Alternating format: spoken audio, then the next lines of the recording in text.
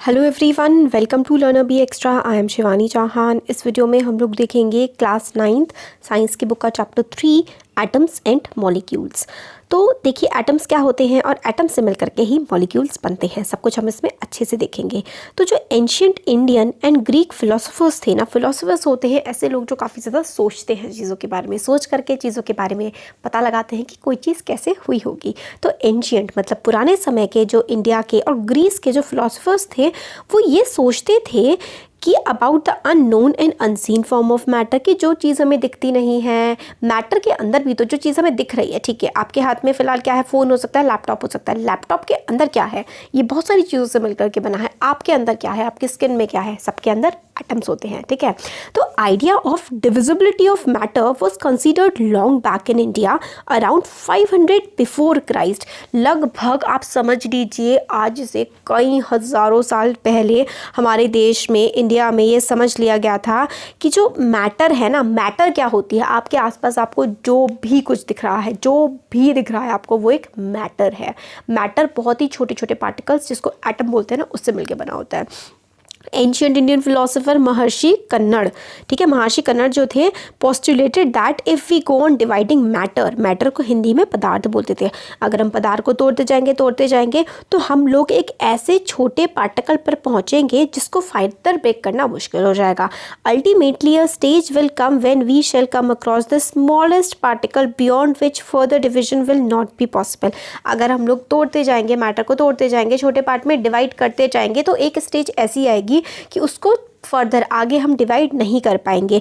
और उन्होंने इस स्टेज को परमाणु कहा, जिसको इंग्लिश में हम एटम कहते हैं। एक और इंडियन फिलोसोफर थे जिनका नाम था पगुड़ा कातयामा। इलेबोरेटेड, उन्होंने बताया कि that these particles normally exist in a combined form which give us various forms of matter. तो ये पादुका जो थे, इन्होंने कहा कि जो परमाणु है ना, ये परमाणु ना हमेशा क्या होते हैं, ज़्यादातर जुड़े हुए मिलते हैं, और इसी की वजह से हम लोगों को कोई भी चीज़ पूरी मैटर की फॉर्म में दिखती है। मैटर कुछ भी हो सकता है जो भी आपके पास है, हर एक चीज़ मैटर है, आप भी एक मैटर हैं। अराउंड द सेम एरा, इसी टाइम पर ग्रीक फिलोसोफर्स थे डेमोक्रिटस एंड ल्यूसिपस। उन्होंने भी सजेस्ट किया था कि अगर हम मैटर को डिवाइड करते जाएंगे तो एक स्टेज ऐसी आएगी जिसको हम आगे डिवाइड फिर नहीं कर पाएंगे। डेमोक्रिटस ने इसको दीज इनडिविजिबल पार्टिकल्स को एटम कहा था, ठीक है। एटम्स का मतलब ही है कि वो इंडिविजिबल हैं, उनको और डिवाइड नहीं किया जा सकता। All this was based on philosophical consideration and not much experimental work to validate these ideas could be done till 18th century। और 18th century, आज से लगभग 200 साल पहले तक ये जो ना एटम्स होता है, मैटर होती है, सब सिर्फ बातें थी। हमने इसको एक्सपेरिमेंट करके नहीं दिखाया था 18th सेंचुरी में। एंड जब होने लगा 18th सेंचुरी का, तो साइंटिस्ट ने रिकॉग्नाइज किया कि recognize the difference between elements and compounds and naturally become interested in finding out how and why elements combine, what happens when they combine। तो elements और compounds हम लोगों ने पढ़ा इससे पहले सेकेंड चैप्टर में कि elements क्या होते हैं, है ना, अलग अलग फॉर्म, जैसे कि नाइट्रोजन या फिर आयरन हो गया, ये सब एलिमेंट्स हैं। कंपाउंड कैसे बनते हैं, दो या दो से ज़्यादा अलग अलग तरीके की चीज़ें जब मिलती हैं तो कंपाउंड बनता है। तो भाई ये सब होता कैसे है, चीज़ें कैसे मिलती हैं, कैसे कंबाइन होती हैं। तो एंटोनी लावोइज़र ने laid the foundation of chemical sciences by establishing two important laws of chemical combination. तो हमारे एक साइंटिस्ट थे लावोइज़र, इन्होंने एक केमिकल कॉम्बिनेशन के लॉज हमें बताए, लॉज ऑफ केमिकल कॉम्बिनेशन, इन्होंने हमें लॉज ऑफ केमिकल कॉम्बिनेशन बताए। अब हम वही देखेंगे कि लॉज ऑफ केमिकल कॉम्बिनेशन है क्या। The following two laws of chemical combination were established after much experiments by Lavoisier and Joseph L Proust. तो ये दोनों जो साइंटिस्ट थे, इन्होंने काफ़ी सारे एक्सपेरिमेंट करे थे और फिर हमें ये जो केमिकल एक तरीके से कॉम्बिनेशन है, इनके बारे में पता लगा था। तो इन्होंने कौन कौन से एक्सपेरिमेंट किए थे। पहला एक्सपेरिमेंट हमें पता लगता है law of conservation of mass, बहुत इंपॉर्टेंट है, इट इज़ वेरी इंपॉर्टेंट, ठीक है। Law of conservation of mass क्या होता है, तो क्या is there any change in mass when a chemical change, ठीक है, केमिकल रिएक्शन टेक्स प्लेस, क्या मास में कोई बदलाव आता है जब केमिकल रिएक्शन होता है, ठीक है, कोई मास में चेंज आता है क्या, when a chemical change takes place. कोई हम लोगों ने केमिकल रिएक्शन करी तो किसी चीज़ के घनत्व में, किसी चीज़ के मास में क्या कोई बदलाव आता है, तो हमें एक एक्टिविटी करनी है। Take one of the following set X take one of the following sets X and Y of chemicals. ठीक है, एक हमें ये वाले केमिकल्स लेने हैं और एक हमें ये वाले केमिकल्स लेने हैं। ठीक है, तो एक्स में क्या आता है, कॉपर सल्फेट है, बेरियम क्लोराइड है और लेड नाइट्रेट है, फिर है सोडियम कार्बोनेट, सोडियम सल्फेट और सोडियम क्लोराइड। ये हमें इस तरीके से एक इस सेट का लेना है और एक इस सेट का लेना है। Prepare separately a 5% solution of any one pair of substance listed under X and Y in 10 litre of 10 millilitre of water. मतलब हमें 10 मिलीलीटर पानी लेना है। ठीक है, 10 मिलीलीटर पानी में हम लोगों को मिला देना है, सपोज करिए हमने कॉपर सल्फेट मिला दिया 5%। ठीक है, सिर्फ 5% मिलाया है। Take a little amount of Y in the conical flask and some solution of X in the ignition tube. तो हम लोगों ने जो पहले एक्स का कोई सा भी सोल्यूशन लिया था उसको हमने कोनिकल फ्लास्क में रख लिया और एक हमने वाई वाला सोल्यूशन ले लिया। Hang the ignition tube in the flask carefully, see the solutions do not gate mix. तो हमें क्या करना है कि अब देखिए हमने ये वाले कोई से भी इन तीनों में से कोई सा भी एक लेना है और इन तीनों में से कोई सा भी एक लेना है। ठीक है, जैसे कि हमने ये वाला ले लिया और उसके साथ ये वाला ले लिया, या तो ये वाला ले लिया या उसके साथ ये ले लिया, और ये वाला के साथ हमने ये ले लिया।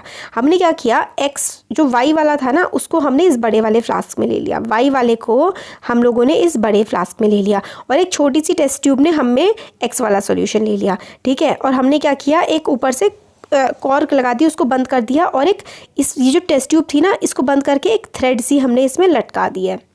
ठीक है, ignition tube containing solution S x dipped in a conical flask, फिर हमने उसको डुबो दिया। हमने क्या किया है, एक सॉल्यूशन वाई वाला था तो हमने इसमें बड़ी सी बीकर में ले लिया है, और छोटे से जो फ्लास्क है ना इसमें हमने वाई वाला सॉल्यूशन डाल करके उसको इस तरह से लटका दिया है।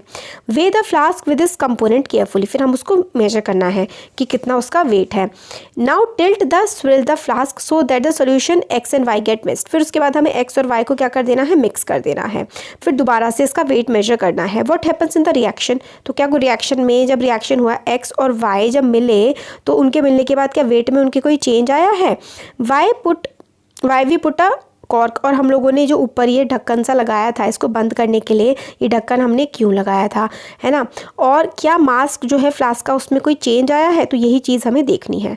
तो law of conservation of mass states that mass can neither be created nor destroyed in a chemical reaction. तो देखिए जब हम लोगों ने दो अलग अलग केमिकल्स को मिक्स कर दिया है ना, हमने इसको मिक्सिंग करी है ना जब, तो इसके मास में कोई भी बदलाव नहीं आया है। मिक्स होने से पहले और मिक्स होने के बाद इन दोनों का जो भार था, इन दोनों का जो वेट या इन दोनों का जो मास था ना वो बिल्कुल सेम था। और कॉर्क इसलिए लगाया है हमने ताकि एटमॉस्फेयर से रिएक्शन ना करें, मतलब हवा से पानी से इससे इनका कोई रिएक्शन ना हो, इसलिए हमने कॉर्क लगाया है।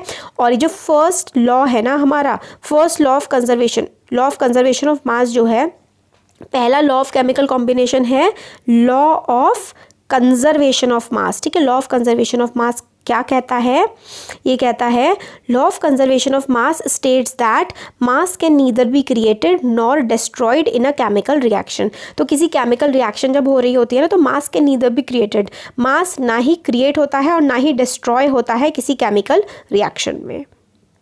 तो mass can neither created not be destroyed in a chemical reaction. तो मास ना ही हम बना सकते हैं और ना ही मास को हम डिस्ट्रॉय कर सकते हैं जब हम कोई केमिकल रिएक्शन कर रहे होते हैं।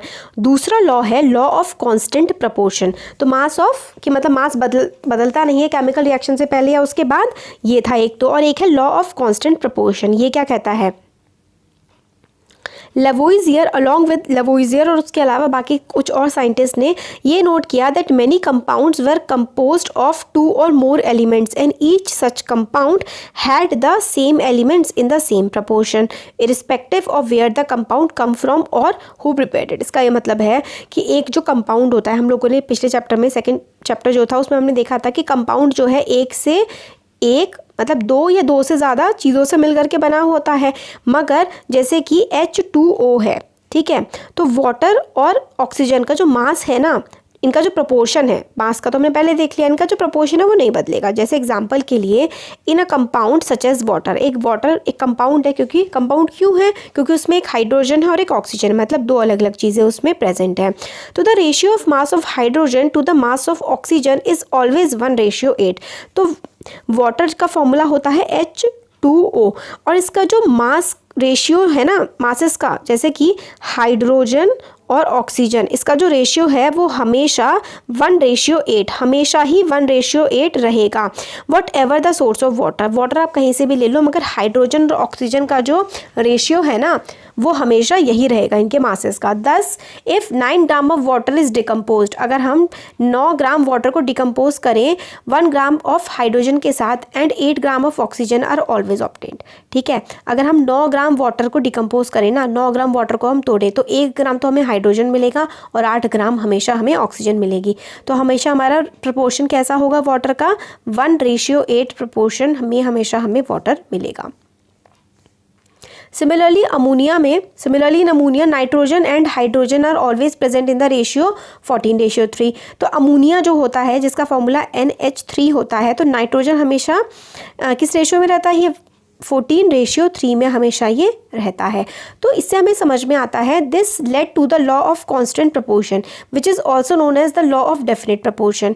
दिस लॉ वॉज स्टेटेड, क्या है, लॉ ऑफ कांस्टेंट प्रपोर्शन या फिर लॉ ऑफ डेफिनेट प्रपोर्शन को हम लोग क्या बोलते हैं, in a chemical substance the elements are always present in definite proportion by mass. तो केमिकल सब्सटेंस जो होता है, in chemical substance elements are always present in definite proportions by mass. मतलब ये है कि हाइड्रोजन और ऑक्सीजन था, तो हाइड्रोजन हमेशा इसमें, हाइड्रोजन का मास 1 रहेगा और ऑक्सीजन का मास हमेशा इसका 8 ही रहेगा। हाइड्रोजन का मास हमेशा 1 ग्राम, ऑक्सीजन का मास हमेशा 1 ग्राम H2O में कभी भी नहीं बदलेगा। In a chemical substance the elements are always present in definite proportion by mass. इनका जो मास है ना वो हमेशा डेफिनेट ही रहेगा। हमने अमोनिया का एग्जाम्पल लिया और हमने वाटर का एग्जाम्पल लेके समझा। नेक्स्ट प्रॉब्लम जो कि साइंटिस्ट ने फेस करी थी वो ये थी कि हम लोग किस तरीके से अप्रोप्रिएट एक्सप्लेनेशन प्रोवाइड करें लॉस के बारे में। हमने 2 लॉस तो बना दिए कि मतलब कि प्रपोर्शन सेम रहेगा, लॉ ऑफ कांस्टेंट प्रपोर्शन, और क्या था ये वाला हमारा लॉ ऑफ कंजर्वेशन ऑफ मास और लॉ ऑफ कांस्टेंट प्रपोर्शन हमने दे तो दिया। अब हम इसको एक्सप्लेन कैसे करें। तो ब्रिटिश केमिस्ट थे जॉन डेल्टन, उन्होंने एक थ्योरी बताई कि जो नेचर है उसका, मतलब जो मैटर है ना उसका नेचर कैसा होगा। Dalton picked up idea of divisibility of matter. Dalton ने पिक किया आइडिया कि जो मैटर है ना, मैटर किस तरीके से डिवाइड होती है, इसके डिविजिबिलिटी के आइडिया को इसने पिकअप किया, which was still then just a philosophy, जो तब तक सिर्फ फिलोसफी थी। He took the name atoms, उसने एक एटम नाम लिया as given by the Greeks and said that smallest particles of matter are atom. जो मैटर होता है ना, मैटर, ठीक है, मैटर का जो सबसे छोटा पार्टिकल होता है, मैटर के सबसे छोटे पार्टिकल को हम लोग क्या बोलते हैं, सबसे छोटे पार्टिकल को मैटर के हम लोग एटम बोलते हैं। His theory was based on laws of chemical combination. उसकी जो थ्योरी थी ना, डाल्टन की थ्योरी बेस्ड थी किस पे, लॉ ऑफ केमिकल कॉम्बिनेशन पे। Dalton's atomic theory provided an explanation. Dalton की जो एटॉमिक थ्योरी थी वो एक एक्सप्लेनेशन प्रोवाइड करती है for the law of conservation of mass and definite proportion. तो ये जो डाल्टन की थ्योरी है ना, ये हमें लॉ ऑफ डेफिनेट प्रपोर्शन और कॉम्बिनेशन ऑफ मासेस के बारे में पूरा बताती है। तो डाल्टन की थ्योरी ने इसको आगे प्रूव किया, लॉ ऑफ कांस्टेंट प्रपोर्शन और कॉम्बिनेशन ऑफ मासेस जो होते हैं वो किस तरीके से काम करते हैं। अब यहाँ से बहुत ही इंपॉर्टेंट चीज़ शुरू हो जाती है, ये बहुत इंपॉर्टेंट है भाई। According to Dalton's atomic theory, अब एटॉमिक थ्योरी किसने दी थी, डाल्टन ने दी थी। अब डाल्टन के एटॉमिक थ्योरी के अकॉर्डिंग होता क्या है, सारी की सारी जो मैटर होती है, वेदर एन एलिमेंट, कंपाउंड और a mixture, is composed of small particles called atom. अब देखिए, चाहे वो कुछ भी हो, चाहे वो कोई एक मैटर हो, चाहे वो कोई एलिमेंट हो, चाहे तो कोई वो मिक्सचर हो, वो किससे बना हुआ होता है, छोटे छोटे पार्टिकल से बना होता है जिसको हम एटम कहते हैं। तो मैटर जो है, सारी की सारी मैटर, चाहे वो एलिमेंट हो, कंपाउंड हो या मिक्सचर हो, वो किससे मिलकर के बनी होती है, छोटे छोटे एटम से मिलकर के बनी होती है। Postulates of this theory may be stated as follows. तो इस थ्योरी के पॉस्टुलेट्स हमें क्या क्या बताते हैं, all matter is made of tiny particles called atom. सारी की सारी जो मैटर है ना वो छोटे छोटे पार्टिकल से मिलकर के बनी हुई है जिसको हम लोग एटम कहते हैं। When which participate in chemical reaction, all matter is made up of tiny particles। सारा का सारा जो मैटर है वो छोटे छोटे पार्टिकल से मिलकर के बना हुआ होता है और वो छोटे छोटे पार्टिकल्स को हम लोग एटम कहते हैं। Atoms are indivisible particles. Atoms जो हैं उनको हम लोग डिवाइड नहीं कर सकते, which can not be created और destroyed in a chemical reaction. Atoms are indivisible, atoms को हम डिवाइड नहीं कर सकते और एटम्स जो है ना ही क्रिएट हो सकते हैं और ना ही डिस्ट्रॉय हो सकते हैं केमिकल रिएक्शन में। Atoms of given element are identical in mass and chemical properties. Atoms जो होते हैं किसी एलिमेंट के वो आइडेंटिकल होते हैं, मतलब आपका एक एलिमेंट है, सपोज करिए एक हाइड्रोजन है, हाइड्रोजन के अंदर जितने भी एटम्स होंगे ना वो बिल्कुल सेम टू सेम होंगे, उनका मास भी बिल्कुल, क्योंकि एक हाइड्रोजन में तो बहुत सारे एटम्स होंगे, या फिर एक जो आयरन का टुकड़ा है उसमें भी बहुत सारे एटम्स होंगे, तो जितने भी उसमें एटम्स होंगे ना सबका मास और सबकी केमिकल प्रॉपर्टीज़ बिल्कुल सेम टू सेम होंगी। एटम्स इनडिविजिबल हैं, एटम्स को हम डिवाइड नहीं कर सकते क्योंकि वो तो सबसे छोटी चीज़ है ना एटम्स। उनकी जो एटम्स हैं किसी भी पार्टिकल, किसी भी मैटर में, किसी भी चीज़ में जितने भी एटम्स होते हैं उनका मास भी सेम होता है, उनकी केमिकल प्रॉपर्टीज़ भी सेम होती हैं। Atoms of different elements have different masses and chemical property. अब एक आयरन हो गया और एक वुड हो गया, इनके जो एटम्स होंगे उनकी केमिकल प्रॉपर्टीज़ भी अलग होंगी और इनके मासेस भी अलग होंगे। Atom combine in ratio of small whole numbers to form compounds, मतलब कंबाइन स्मॉल, ये सिंपल है, जैसे कि H2O है तो H2O में H का मास 1 होता है और ऑक्सीजन का मास 8 होता है, तो ये होल नंबर्स ही तो है, होल नंबर 0 से आगे बढ़ते जाओ सब कुछ होल नंबर है ना, तो ये होल नंबर के प्रोपोर्शंस में कंबाइन करते हैं। Relative number and kinds of atoms are constant in a given compound. Relative number, number कितना होगा, कितने टाइप के एटम्स होंगे, ये बिल्कुल कांस्टेंट होता है किसी भी कंपाउंड पे, मतलब कोई भी कंपाउंड है H2O हमें पता होगा कि इसमें रिलेटिव नंबर क्या होगा एटम्स का, ठीक है, ये वाली चीज़ हमारी हो गई। अब हम लोग देखते हैं कि एटम क्या होता है। हम लोग एटम के बारे में इतना कुछ देख लिया, बट एटम क्या होता है ये तो हमने देखा ही नहीं। अब हम लोग एटम देखेंगे, फिर इसी चैप्टर में हम लोग एटॉमिक मास के बारे में पढ़ेंगे कि किस तरीके से एटम्स एग्जिस्ट करते हैं, फिर मॉलिक्यूल क्या होता है, मॉलिक्यूल्स ऑफ एलिमेंट्स, ये सब हम इसमें अब देखेंगे। अब देखिए एटम क्या होता है। क्या आपने ऑब्जर्व किया है एक मेज़न को, मेज़न होता है मिस्त्री, बिल्डिंग की जो बिल्डिंग होती है उसकी दीवारें बनाते हुए या कमरे बनाते हुए या फिर बहुत सारे, then a collection of rooms to form a building, मतलब दीवार बनती है, एक कमरा बनता है, फिर बहुत सारे कमरे मिल करके एक बिल्डिंग बन जाती है। तो ये बिल्डिंग ब्लॉक होता है, ये होता क्या है, ठीक है, तो हमें समझ में आता है कि चाहे एक छोटे से छोटा सेंट का दाना हो या फिर बहुत ही बड़ी बिल्डिंग हो, सब कुछ एटम से मिलके बना है ना। तो how big are atoms, atoms कितने बड़े होते हैं। एटम्स ना बहुत ही छोटे होते हैं, atoms are very small, they are smaller than anything that we can imagine or compare with. Atoms इतने छोटे होते हैं कि हम उनको इमेजिन भी नहीं कर सकते हैं या फिर हम उसको किसी चीज़ से कंपेयर भी नहीं कर सकते हैं। More than 1 million of atoms when stacked would make a layer of barely a thick as sheet of paper, मतलब आपका पेपर जितना पतला है, अगर कई लाख करोड़ एटम्स की को हम लोग सीधा सीधा लगा देना तो इतने मुश्किल से इतने पतले बन पाएंगे जितना आपका एक पेपर होता है, आपके पेज का, आपकी कॉपी का एक पन्ना होता है, इतने ज़्यादा ये बारीक होते हैं, इतने ज़्यादा छोटे ये होते हैं। रेडियस जो होता है एक एटम का वो 1 नैनोमीटर होता है या फिर 10⁹ नैनोमीटर। 1 मीटर में क्या होते हैं, 10⁹ नैनोमीटर होते हैं। तो एटॉमिक रेडियस जो होता है ना, मतलब एटम का रेडियस होता है 1 नैनोमीटर। ये हमें अलग अलग चीज़ों के रेडियाई दिए गए हैं। अब आता है what are the modern day symbols of atoms of different elements. अलग अलग एटम्स के जो एलिमेंट्स होते हैं, मतलब बहुत सारे एलिमेंट्स होते हैं जैसे हाइड्रोजन, नाइट्रोजन, ऑक्सीजन, है ना, इनके सिंबल्स क्या क्या हैं।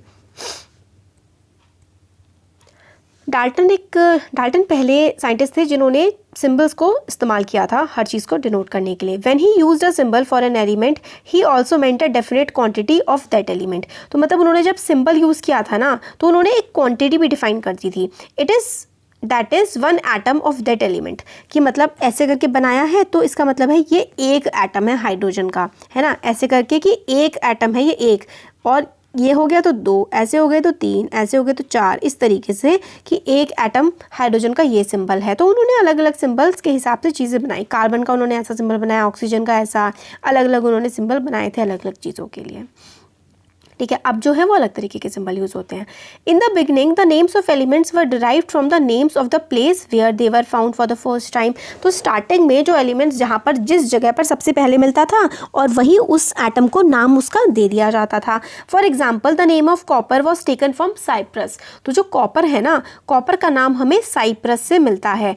सम names were taken from specific colours. काफ़ी सारे नाम जो है हमें काफ़ी अलग अलग रंगों से, कलर से मिलते हैं। एग्जाम्पल के लिए gold was taken from English word meaning yellow. Gold कहाँ से लिया गया है, तो इंग्लिश वर्ड है येलो उसके नाम से, ठीक है, Ag types.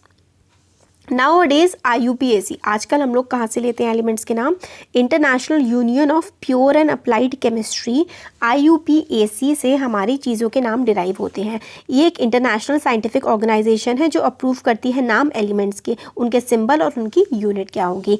Many of the symbols are the first 1 or 2 letters of the element's name in English. ज़्यादातर जो सिंबल है हम लोगों को उसी से मिल जाते हैं कि जैसे फॉस्फोरस है, या जैसे कि हाइड्रोजन है, हाइड्रोजन का H सिंबल हो गया, एल्यूमिनियम का AL हो गया, नॉट AL, स्मॉल में AL, ठीक है, और कोबाल्ट का CO हो गया, छोटा, बड़ा C और छोटा, ठीक है, ऐसे करके। तो हम लोग स्टार्टिंग वाला तो कैपिटल में लेते हैं, उसके बाद स्मॉल में हम लोग ले लेते हैं। ये IUPAC ने डिफाइन किया ताकि हम लोग इजीली हाइड्रोजन हमें बार बार ना लिखना पड़े, हम लोग सिर्फ H लिख करके ही काम चला लें। Symbols of some elements are formed from the first letter of name and letter appearing in the name, जैसे कि क्लोरीन Cl, जिंक को हमने Zn लिया है, ठीक है। अदर सिंपल्स जो है काफ़ी सारे जो है इंग्लिश से नहीं लिए हमने, काफ़ी सारे जो है हमने लैटिन, ग्रीक या फिर जर्मन से लिए हैं। एग्जांपल के लिए आयरन का हम लोग IR नहीं लिखते ना, आयरन को हम लोग Fe लिखते हैं, तो वो लैटिन नेम, लैटिन जो है भाषा है लैटिन, उसमें हमें आयरन को हम फेरम बोलते हैं, सोडियम को हम नाइट्रम बोलते हैं, इसलिए सोडियम का सिंबल Na है, आयरन का सिंबल Fe है। अब ये ना सिंबल आप याद कर लीजिए अगर आप लोग साइंस साइड लेना चाहते हैं आगे जाके, 10th क्लास में भी बहुत ज़्यादा यूज़ आएंगे, 11th 12th आगे चल के बहुत ज़्यादा काम आएंगे आपके, कि जो आयरन है उसका सिंबल Fe होता है, सोडियम जो है उसका सिंबल Na होता है, ठीक है। इसी से हम इनकी केमिकल रिएक्शंस की चीज़ें भी बना सकते हैं। अब ये वाली जो टेबल है ना, ये टेबल ना आपको रटनी है, ठीक है, अच्छे से बिल्कुल, वो भी कि एल्यूमिनियम को Al कहते हैं, आर्गन को Ar कहते हैं, बेरियम को Ba, बोरॉन को B, ब्रोमीन को Br, कैल्शियम है, इस तरीके से सिंपल्स जो है अच्छे से हमें इनके नाम याद करने हैं, ठीक है, अच्छे से करने हैं बिल्कुल, क्योंकि ये काफ़ी ज़्यादा इम्पॉर्टेंट है। अब वीडियो 21 मिनट्स की हो गई है, अब ऐसा करते हैं, ये जो एटॉमिक मास है ना, ये हम लोग अब नेक्स्ट वीडियो में देखेंगे। कैसा लगा वीडियो ज़रूर बताइए, अच्छा लगा तो लाइक करिए, चैनल को सब्सक्राइब करिए, अपने फ्रेंड्स के साथ शेयर करिए। Thank you.